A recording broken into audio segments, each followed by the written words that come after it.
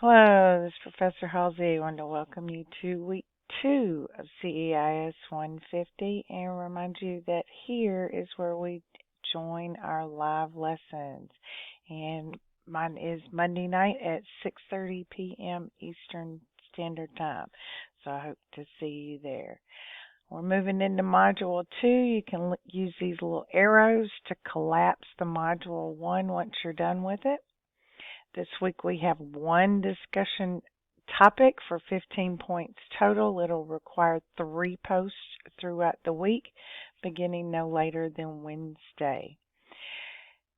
In this module, we will cover some basic terms for object-oriented programming and then do the knowledge check covering those terms for 45 points.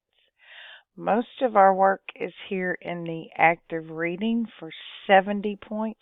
And if you need help with this, please come to the live lesson or reach out through the homework cuddles or just email me and let me know when you're available to meet. And we will go over the active reading together if needed. So please let me know how I can assist you throughout the week in getting these assignments completed. Thank you and have a great week too.